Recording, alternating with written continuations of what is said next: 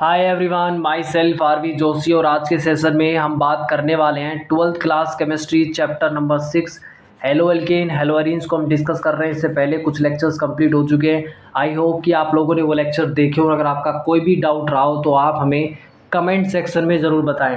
आज के सेशन की बात कर लेते हैं। आज के सेशन में हम जो डिस्कशन करने वाले हैं chemical reactions of haloalkanes की बात करेंगे कि हेलो एल्केन्स जो होते हैं वो कौन कौन सी केमिकल रिएक्शंस रासायनिक अभिक्रियाएं दिखाते हैं।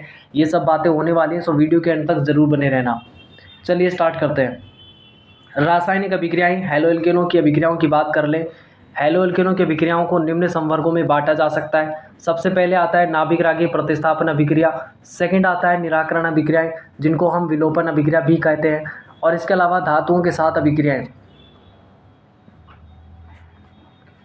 अब बात करते हैं कि नाभिक रागी जो प्रतिस्थापन अभिक्रियाएं होती हैं, जिनको हम न्यूक्लियोफिलिक सब्स्टिट्यूशन रिएक्शंस टर्म करते हैं, इनको समझने से पहले हमें ये समझना होगा कि नाभिक रागी क्या होता है, यानी कि न्यूक्लियोफाइल क्या होता है। ये बात हमें समझना होगा।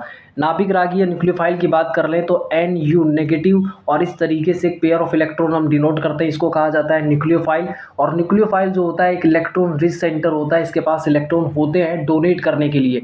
तो ऐसे में क्या करता है कि जब भी ये किसी रिएक्शन में पार्टिसिपेट करता है तो रिएक्टेंट की ये उस पार्ट पर अटैक करेगा, यानी कि उस रिएक्शन में पार्टिसिपेट करने वाले रिएक्टेंट की ये उस पार्ट पर अटैक करेगा, उस साइड पर अटैक करता है जहाँ पर इलेक्ट्रॉन की क्या रहती है, डेफिशिएंसी रहती है। इलेक्ट्रॉन की जहाँ पर कमी होगी वहाँ पर क्या करेगा, न्यूक्लियोफाइल अटैक करेगा।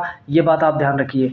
क्लियर है। अब बात करते हैं होता क्या है, ध्यान से देखिए। यहाँ पर नाभिक रागी इलेक्ट्रॉन धनी स्पीसीज होती है, अतः वे क्रियाधार के उस भाग पर आक्रमण करती है जहाँ पर इलेक्ट्रॉन की अल्पता या इलेक्ट्रॉन की कमी होगी।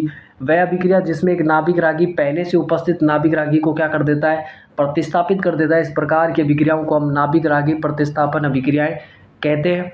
और इस अभिक्रिया में जो आपका क्रियाधार होगा वो कौन होगा, हेलो एल्केन होगा। ये बात आप ध्यान रखिए। एल्किल हैलाइड की हम बात कर रहे हैं।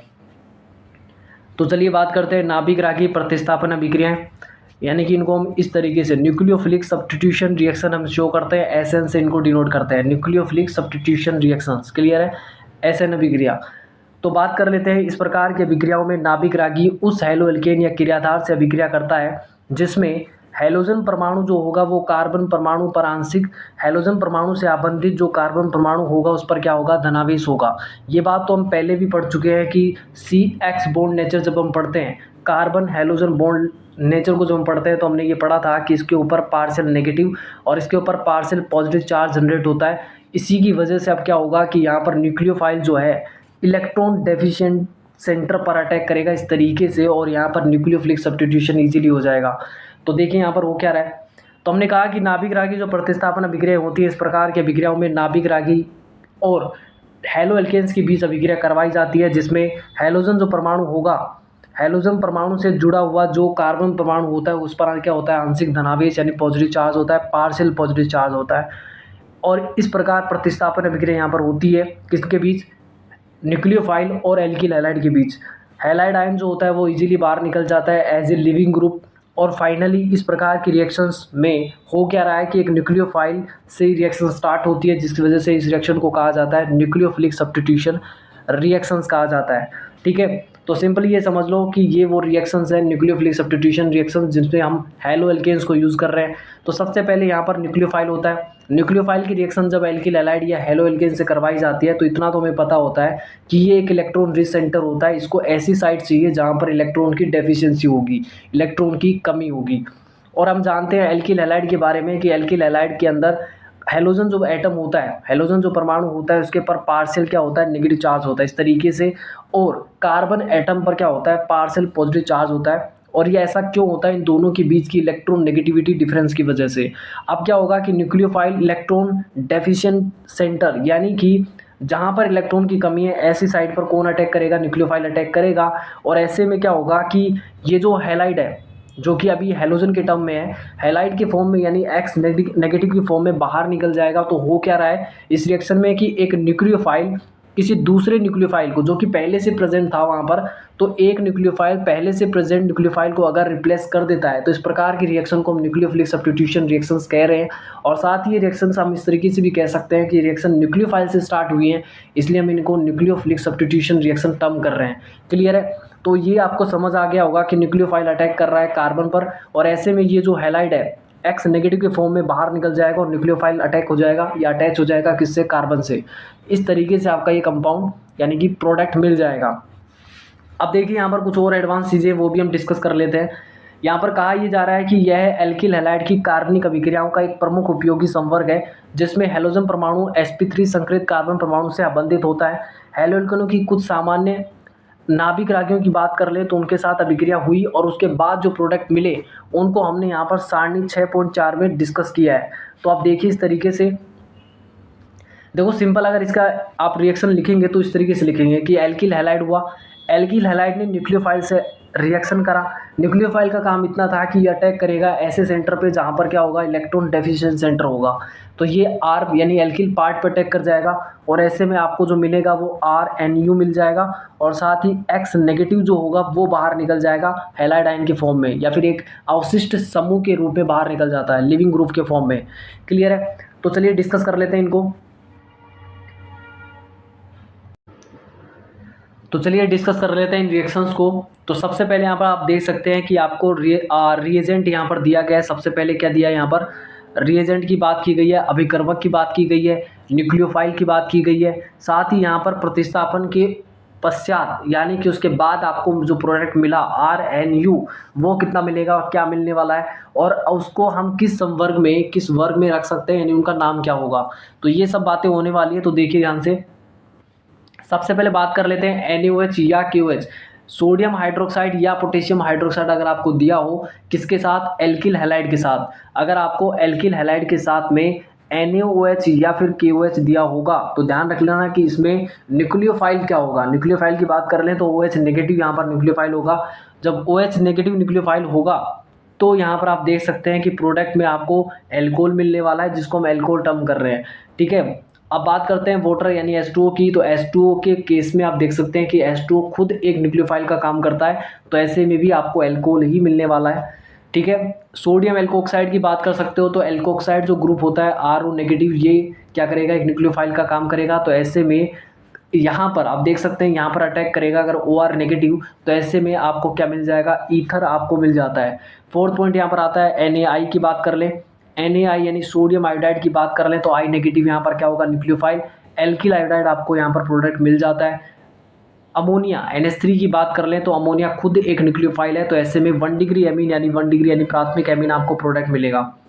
नेक्स्ट पॉइंट यहाँ पर आता है, अगर 1 डिग्री एमीन ही आपको एज ए रिएजेंट दिया हो तो वहाँ पर वो क्या काम करेगा, एज ए न्यूक्लियोफाइल का काम करेगा, जहाँ से 2 डिग्री एमीन आपको प्रोडक्ट में मिलने वाला होता है। 2 डिग्री अगर एमीन आपको दिया हो एज ए रिएजेंट तो एज ए रिएजेंट होगा तो वो न्यूक्लियोफाइल की तरह काम करेगा और ऐसे में प्रोडक्ट आपको 3 डिग्री एमीन मिल जाएगा। क्लियर है?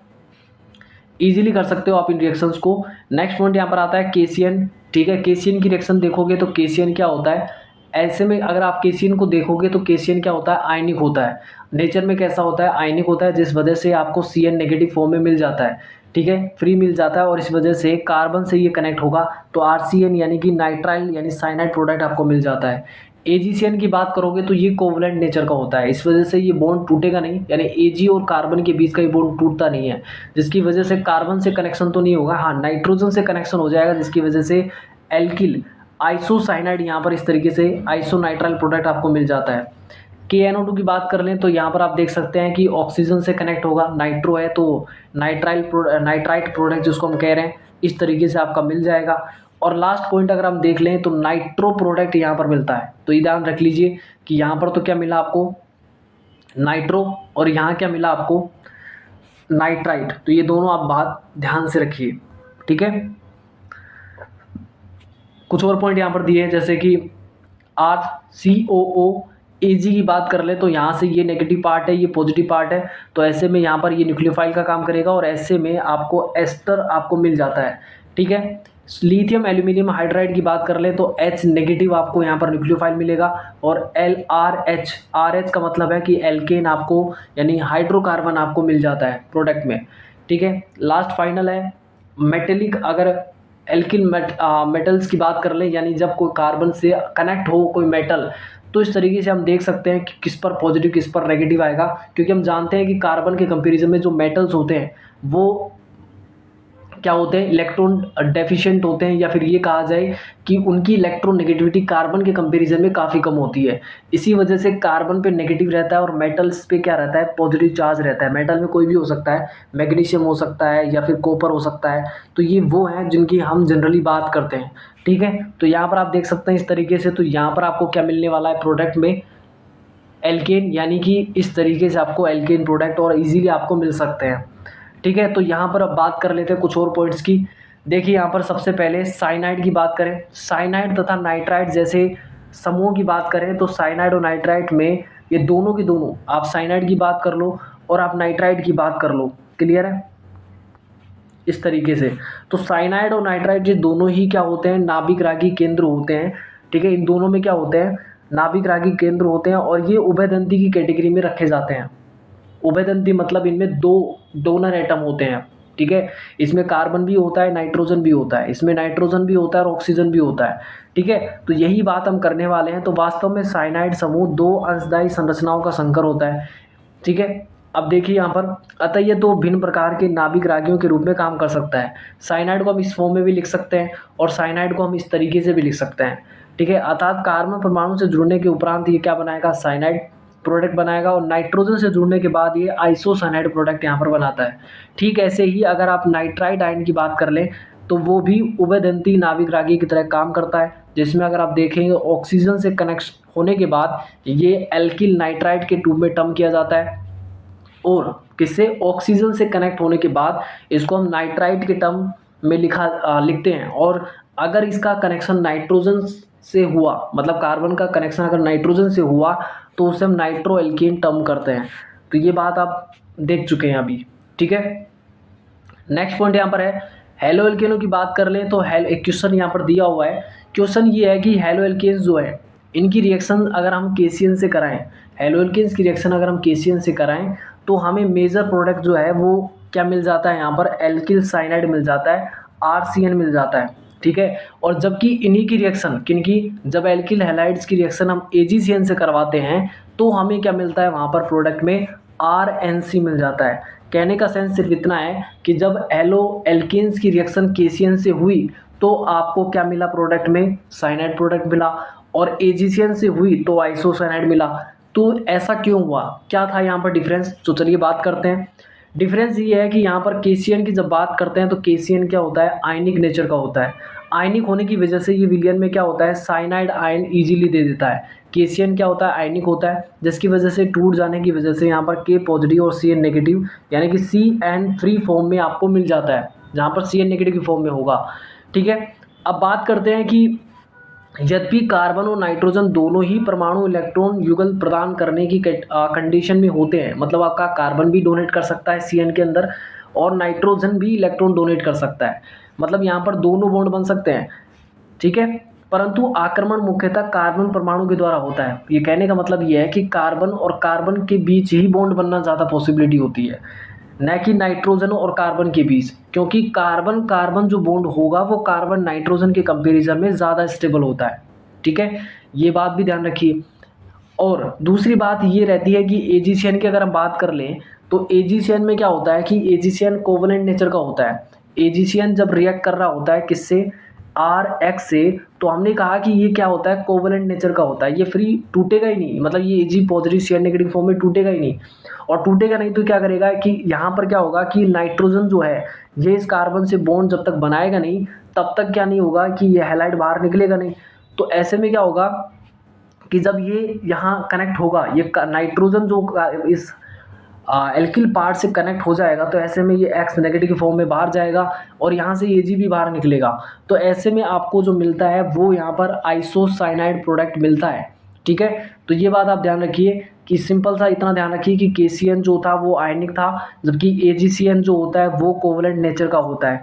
ये आयनिक होने की वजह से इजीली टूट जाता है, जहाँ से सी एन नेगेटिव आपको फ्री फॉर्म में मिल जाता है। अब सी एन नेगेटिव में ये था कि सी एन नेगेटिव जो होता है इसके अंदर कार्बन भी डोनर हो सकता है और नाइट्रोजन भी डोनर हो सकता है। अब बात आती है कि अगर एल्किल पार्ट का कार्बन से बॉन्ड बनेगा तो ये कार्बन कार्बन बॉन्ड होगा, और ये बॉन्ड ज़्यादा स्ट्रॉन्ग होता है as compare to carbon nitrogen bond.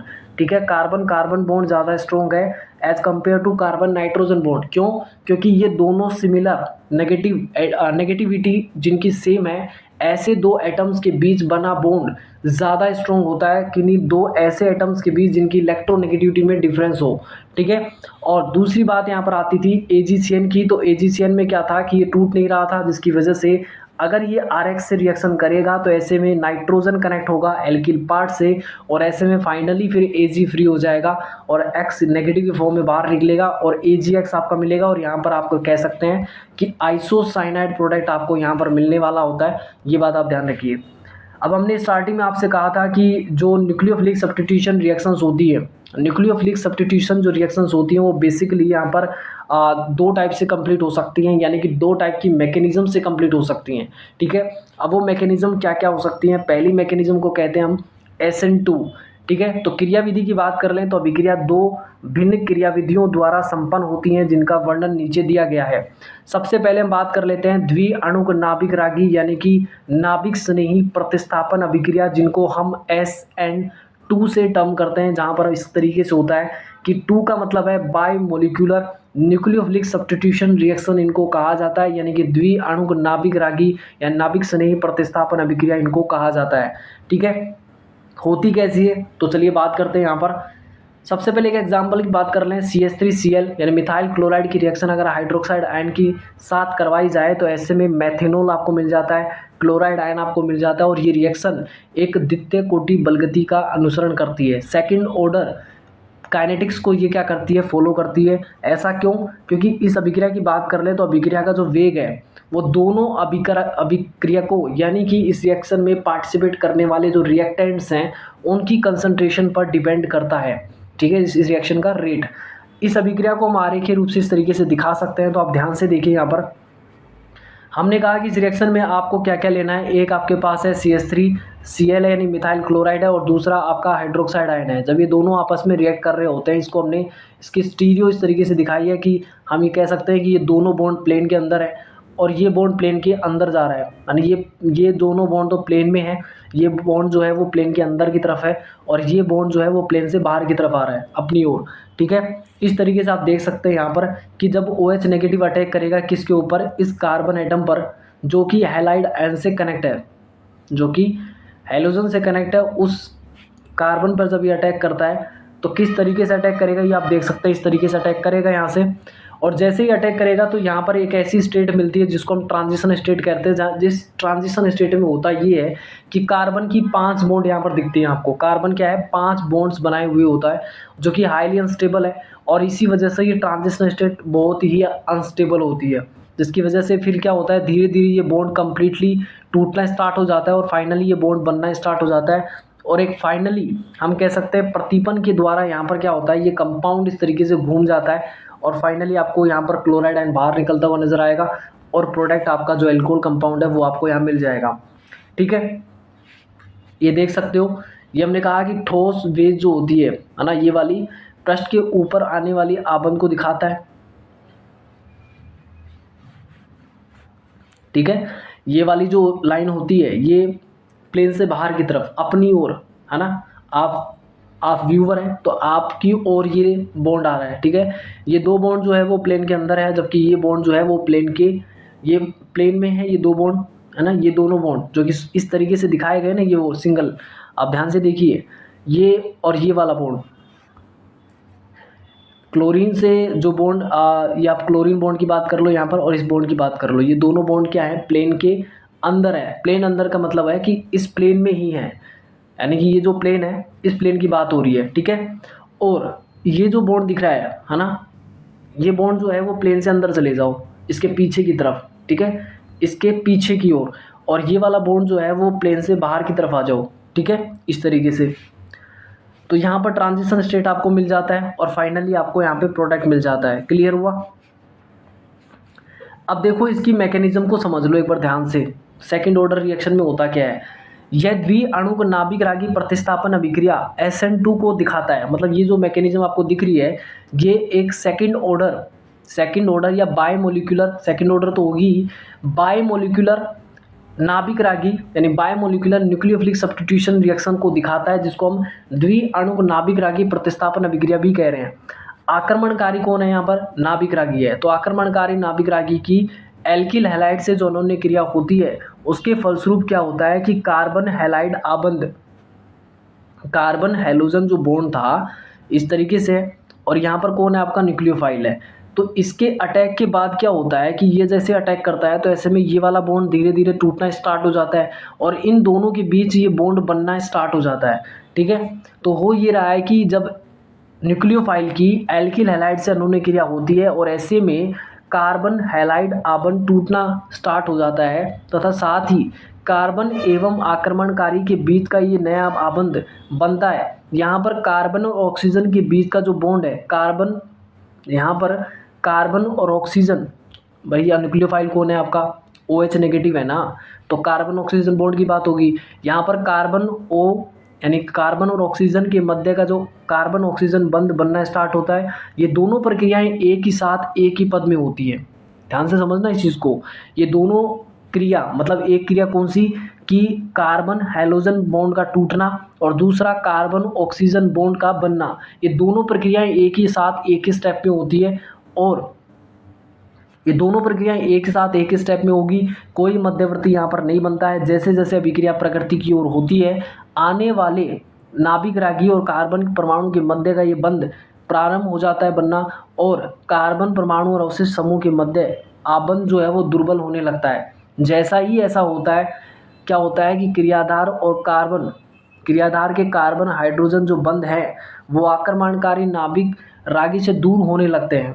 ठीक है, और संक्रमण स्थिति में ये तीनों कार्बन हाइड्रोजन बंध एक ही तल में हो जाते हैं तथा आक्रमणकारी व टूटने वाले नाभिक रागी कार्बन से अंशतः जुड़े रहते हैं। जैसे ही आक्रमणकारी नाभिक रागी कार्बन के समीप पहुंचता है, कार्बन हाइड्रोजन बंध, ध्यान से समझना इस चीज़ को, कार्बन हाइड्रोजन जो बंध है वो पहले की दिशा में तब तक अग्रसर होते हैं जब तक कि टूटने वाला समूह कार्बन से अलग होकर नहीं हो जाता है, मतलब अलग नहीं हो जाता, कौन? X बाहर नहीं निकल जाता, तब तक ये खिंचते रहते हैं। परिणाम स्वरूप आक्रमण के लिए उपलब्ध कार्बन परमाणु का विन्यास प्रतीप हो जाता है, ठीक उसी प्रकार जिस प्रकार के तेज हवाओं में छाता अंदर की ओर से बाहर की ओर उलट जाता है। इससे साथ ही अवशिष्ट समूह जो है वो बाहर निकल जाएगा और इस प्रक्रिया को हम कहते हैं विन्यास का प्रतीपन। ठीक है, विन्यास बदल जाना, ठीक है, उल्टा हो गया विन्यास। संक्रमण अवस्था में कार्बन परमाणु एक ही समय पर आने वाली नाभिक रागी और निकलने वाले अवशिष्ट समूह दोनों के साथ जुड़ा रहता है। इस प्रकार से हम कह सकते हैं कि संक्रमण अवस्था में कार्बन परमाणु जो है वो एक साथ 5 परमाणुओं से जुड़ा रहता है और इसी वजह से ये हाईली अनस्टेबल होता है क्योंकि कार्बन 5 बॉन्ड नहीं बना सकता। ठीक है, इसलिए क्या होता है, ये हाईली अनस्टेबल होता है। इस यौगिक के रूप में अभिक्रिया मिश्रण से पृथक नहीं किया जा सकता है, मतलब जो आपको ट्रांजिट स्टेट मिला इसको आप अलग नहीं कर सकते। वो पार्सली क्या है, मतलब थोड़े टाइम के लिए मिलता है और फिर उसके बाद वो प्रोडक्ट में कन्वर्ट हो जाता है। ठीक है, हाईली अनस्टेबल होता है वो। ठीक है, तो आप ये बात समझिए। देखिए यहाँ पर हुआ क्या है, इस रिएक्शन में सिंपली ये हुआ है कि आपके पास क्या था, एल्किल हैलाइड था। इस तरीके से हमने क्या लिया, ये एल्किल हैलाइड लिया जो कि मिथाइल क्लोराइड आपके पास था। ये हाइड्रोजन, ये हाइड्रोजन, ये हाइड्रोजन, और इसको हम क्लोराइड ही कर लेते हैं। यहाँ पर इसको हम मिथाइल क्लोराइड ले लेते हैं। तो ध्यान से देखना, यहाँ पर हमने क्या लिया, मिथाइल क्लोराइड हम ले लेते हैं, कार्बन, और ये क्लोरीन बॉन्ड है, ये एक हाइड्रोजन, दूसरा हाइड्रोजन ये है और तीसरा हाइड्रोजन ये है। ठीक है, अब यहाँ पर कौन है आपके पास, न्यूक्लियोफाइल है। अब न्यूक्लियोफाइल में आपके पास क्या था, OH नेगेटिव। हुआ ये कि इसमें जैसे ये रिएक्शन स्टार्ट हुआ, ध्यान से देखना इस चीज़ को, इसको थोड़ा हम यहाँ लिखते हैं, ये कार्बन और ये क्लोरीन बॉन्ड है, 1 2 और 3 हाइड्रोजन इस तरीके से ये प्रेजेंट है, मिथाइल क्लोराइड इसका नाम है। और अब ये न्यूक्लियोफाइल यहाँ पर अटैक करेगा। न्यूक्लियोफाइल में कौन है आपके पास, OH नेगेटिव है। ठीक है, अब ध्यान से देखना इस चीज़ को, इस रिएक्शन में हुआ क्या है, न्यूक्लियोफाइल क्या देखता है, ऐसी साइट को देखता है जहाँ पर इलेक्ट्रॉन की डेफिशिएंसी होगी। तो ये वाला जो कार्बन आपको दिख रहा है ये इलेक्ट्रॉन डेफिशिएंट सेंटर होगा। तो ऐसे में क्या होगा कि OH नेगेटिव कहाँ अटैक करेगा, इस साइड पे अटैक करेगा। जब ये इस साइड पे अटैक करेगा तो ये क्या करेगा, धीरे धीरे ऑक्सीजन जो है इस कार्बन से बॉन्ड बनाना स्टार्ट करेगा और कार्बन क्लोरीन जो बॉन्ड है वो धीरे धीरे टूटना स्टार्ट हो जाएगा। तो ऐसे में क्या होगा कि एक ऐसी स्टेट आती है जहाँ पर ये दोनों बॉन्ड बनते हुए दिखते हैं, मतलब ये दोनों बॉन्ड बने हुए होंगे पार्शियली, ठीक है। तो जहाँ पर ये कार्बन क्लोरीन बॉन्ड टूट रहा होगा और कार्बन ऑक्सीजन बॉन्ड बन रहा होगा, उस स्टेट को हम ट्रांजिशन स्टेट कह रहे थे, जिसमें हमने इस तरीके से दिखाया था कि OH के बीच का ये बॉन्ड भी पार्शली इस तरीके से ना बना हुआ है और कार्बन क्लोरीन का ये बॉन्ड है ये भी पार्शली बना हुआ है और 3 हाइड्रोजन इस तरीके से ना प्रेजेंट है। ये था ट्रांजिशन स्टेट जो कि हाईली अनस्टेबल है, ठीक है, जो कि हाईली अनस्टेबल है बिकॉज यहाँ पर कार्बन जो है वो 5 बॉन्ड बनाए हुए है जो कि हो नहीं सकता, ठीक है। अब होता क्या है कि ये हम देख सकते हैं कि ये ट्रांजिशन स्टेट को आप ध्यान से देखिए, यहाँ पर क्या होता है कि ये हाइड्रोजन होता है, ये एक हाइड्रोजन है और तीसरा हाइड्रोजन ये रहा, ये वाला बॉन्ड जो कि क्लोरीन से है और ये वाला बॉन्ड जो कि ऑक्सीजन यानी OH से है। अब होता ये है कि ये बॉन्ड जैसे जैसे टूटना स्टार्ट हो रहा होता है और ये बॉन्ड टूटना स्टार्ट हो रहा होता है और ये बॉन्ड बनना स्टार्ट हो रहा होता है कम्प्लीटली। तो ऐसे में क्या होता है कि ये जो हाइड्रोजन्स हैं ये किस तरफ इन हाइड्रोजन्स में क्या होता है कि बहुत ज़्यादा स्ट्रेस पैदा हो जाता है, मतलब ये इस तरीके से खिंच रहे होते हैं और इतने ज़्यादा खिंच रहे होते हैं, ये तब तक खिंचते रहते हैं जब तक कि ये कार्बन क्लोरीन बॉन्ड टूट नहीं जाता। और जैसे ही ये कार्बन क्लोरीन बॉन्ड टूटता है, ध्यान से देखना यहाँ पर, ये इस तरीके से खिंचेंगे, इस तरीके से खिंचेंगे और खिंचते दौरान ये तब तक खिंचेंगे जब तक ये कार्बन क्लोरीन बॉन्ड नहीं टूट जाता। जब ये कंप्लीटली टूट जाएगा, ये बॉन्ड जैसे ही टूट जाएगा तो क्या होता है कि टूटने की वजह से जो अभी हाइड्रोजन इधर खिंच रहे थे एकदम से क्या होंगे, ये दूसरी साइड हो जाएंगे। मतलब कहने का मतलब है कि ये जो OH इधर आपको दिख रहा है ये इस साइड आ जाएगा और जो भी पोजीशंस है वो पूरी तरीके से बदल जाएंगी, ठीक है, जिसको हम प्रतिपन कहते हैं, विन्यास का प्रतिपन, यानी कि आप कह सकते हैं स्पेस में पोजीशंस बदली हैं, ठीक है।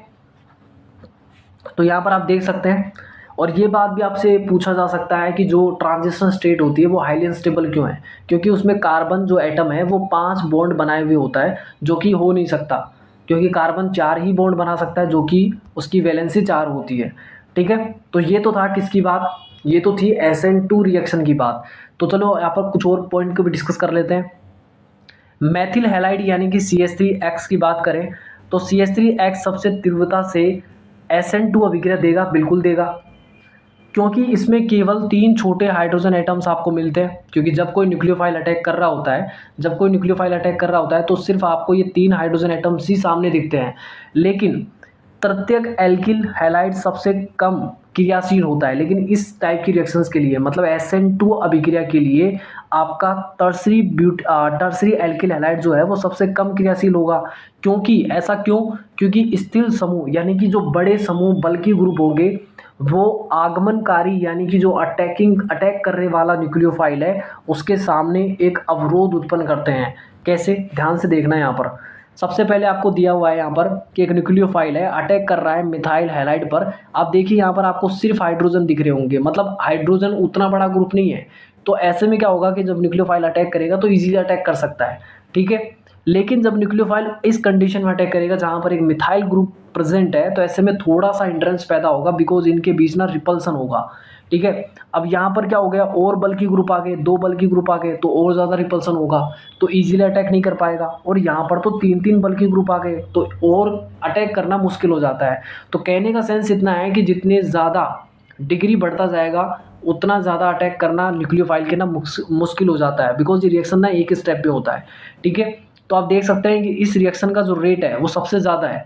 इस रिएक्शन का रेट 1 के समथिंग आया, इस रिएक्शन का रेट और कम हो गया 0.02 और इसका सबसे कम हो गया 0 के समथिंग। तो आप ये देख सकते हैं, ठीक है। तो आज के सेशन को हम यही एंड करते हैं बिकॉज आज के सेशन में हमने जो डिस्कशन किया है वो SN2 रिएक्शन को डिस्कस किया है कि SN2 मैकेनिज्म किन कंडीशंस में होगा।